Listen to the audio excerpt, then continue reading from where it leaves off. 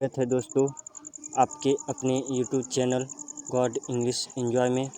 मैं आप लोग को आज 12th का हिंदी का फर्स्ट चैप्टर बालकृष्ण भट्ट के कवि के बारे में इंफॉर्मेशन देने जा रहा हूं। कृपया आप इस वीडियो को पूरा देखें। तो दोस्तों बात कर लेते हैं बालकृष्ण भट्ट के जन्म का। तो बालकृष्ण भट्ट का जो जन्म हुआ था वह हुआ था 23 जून 1844 ईस्वी में, जो कि इलाहाबाद के उत्तर प्रदेश में हुआ था। यानी दोस्तों यहाँ पर आपको क्वेश्चन पूछा जा सकता है कि बालकृष्ण भट्ट का जन्म कब हुआ था। तो 23 जून 1844 ईस्वी में। और कहाँ हुआ था? तो दोस्तों आपका इलाहाबाद के उत्तर प्रदेश में हुआ था। ठीक है। इनके माता पिता माता का नाम पार्वती देवी था और पिता का नाम बेनी प्रसाद भट्ट था। और पिता का नाम क्या था? बेनी प्रसाद भट्ट था। पिता का नाम बेनी प्रसाद भट्ट था। पिता इनके जो थे एक व्यापारी थे। इनके पिता क्या थे? एक व्यापारी थे। इनके पिता क्या थे? एक व्यापारी थे। उसके बाद जो इनके जो माता थे एक संस्कृत महिला थी। कैसी थी इनकी माता? तो एक संस्कृत महिला थी, जिन्होंने बालकृष्ण भट्ट के मन में अध्ययन की रुचि एवं लालसा जगाई। जिन्होंने क्या किया? बालकृष्ण भट्ट के मन में अध्ययन और रुचि का लालसा जगाई। मतलब कि कहने का मतलब यही हुआ, कहने का तात्पर्य यही हुआ कि वो अपनी माता से मतलब कि पढ़ाई का संदेश वो जाने, और वो धीरे धीरे अपनी माता से कुछ बातें को सीख करके उनके मन में क्या हुआ? पढ़ाई का लालसा जगा, और जिन्होंने क्या की? पढ़ाई करना शुरू कर दिए। उसके बाद हम देखते हैं आगे इनका जो शिक्षा था, इनका शिक्षा यानी जब ये शिक्षा प्राप्त करने चले तो इन्होंने शुरू से ही संस्कृत में अध्ययन करना शुरू किया। इन्होंने शुरू से ही संस्कृत अध्ययन करना शुरू किया। और उसके बाद 1867 में प्रयाग के मिशन स्कूल यानी प्रयाग के एक मिशन स्कूल में उन्होंने एंट्रेंस एग्ज़ाम की परीक्षा दी। यानी 1867 ईस्वी में मिशन स्कूल के प्रवेश परीक्षा दी। कौन दिए तो समझ में आ रहा है ना? यानी बालकृष्ण भट्ट। तो आगे देखते हैं दोस्तों।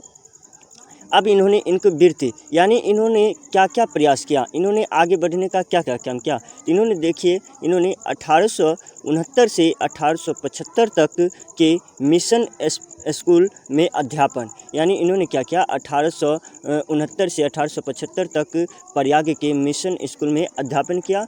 उसके बाद 1885 में प्रयाग के CAB स्कूल यानी प्रयाग के CAB स्कूल में संस्कृत का अध्यापन किया। यानी क्या किए इन्होंने?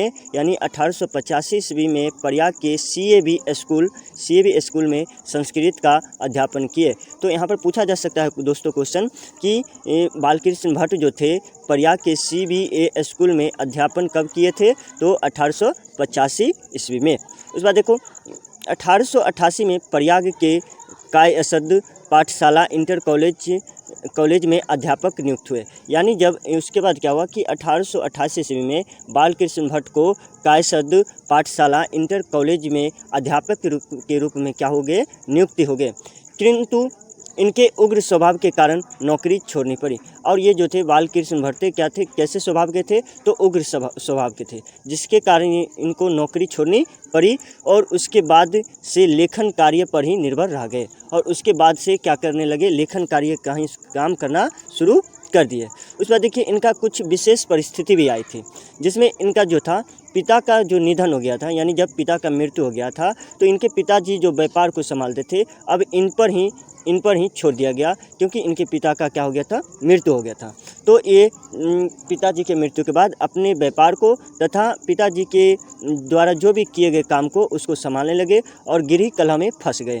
लेकिन पिता की मृत्यु हो जाने के बाद इनके पास आर्थिक संकट से जूझते हुए हिम्मत से काम लिया और साहित्य के प्रति समर्पित रहे। यानी और क्या हुआ कि साहित्य के प्रति अपना समर्पित रहे। इनके पिता छोड़कर चले गए। उसके बाद क्या हुआ कि इनको आर्थिक स्थिति में दयनीय होने लगी।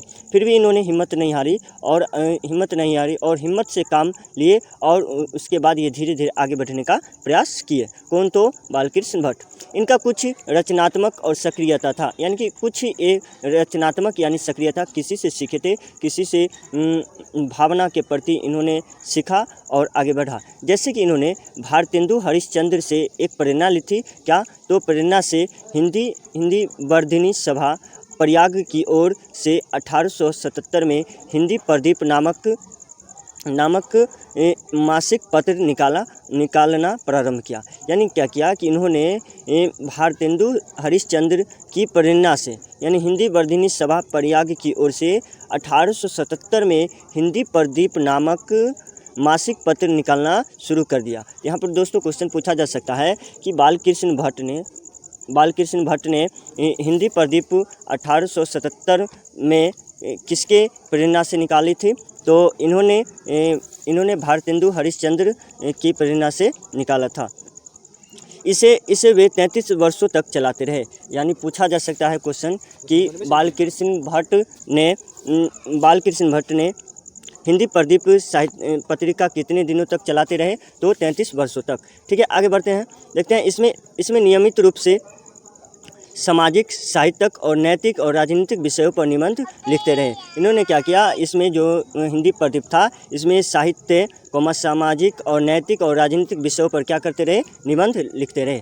उसके बाद इन्होंने 1881 में वेदों की युक्तिपूर्ण समीक्षा की। यानी पूछा जा सकता है कि बालकृष्ण भट्ट ने वेदों की युक्तिपूर्ण कब करना शुरू किया? तो 1881 ईस्वी में। एक ऑब्जेक्टिव को ध्यान में रखते रहना है।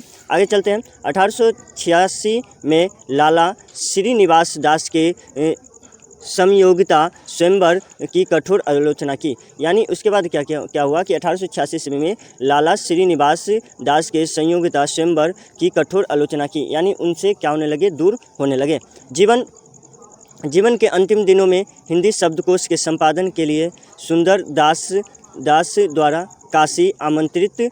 यानी उसके बाद क्या हुआ कि जब इनका जीवन के अंतिम दिनों में हिंदी शब्दकोश के संपादन के लिए श्याम सुंदर दास ने इनको क्या किया? बालकृष्ण भट्ट को आमंत्रित किया और बुलाया। किंतु अच्छा व्यवहार न होने पर अलग हो गए। फिर भी किंतु ये नहीं गए, अच्छा व्यवहार नहीं था, जिसके चलते क्या हो गए? इनसे अलग हो गए।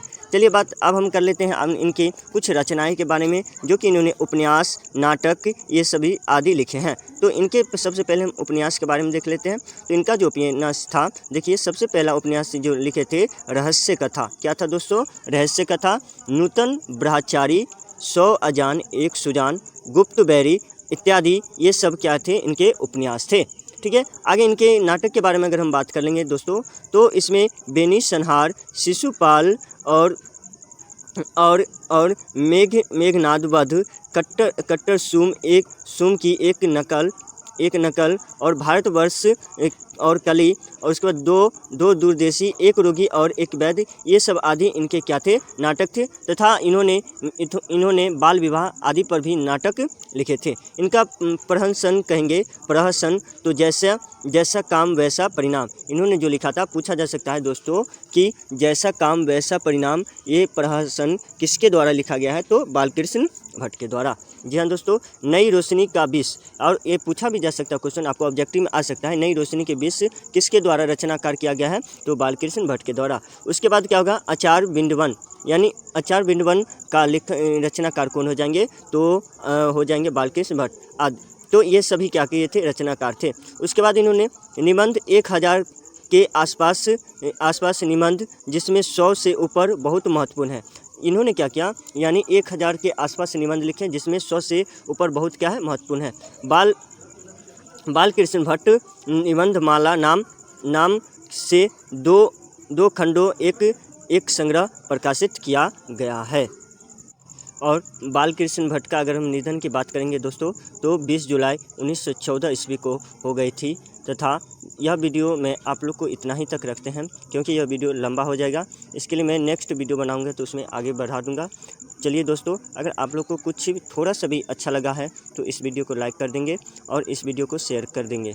और एक और इम्पोर्टेंट बात क्या है कि आप लोग को इसमें ऑब्जेक्टिव को ध्यान में रखना है। ऑब्जेक्टिव अगर ध्यान में न रही तो शायद आप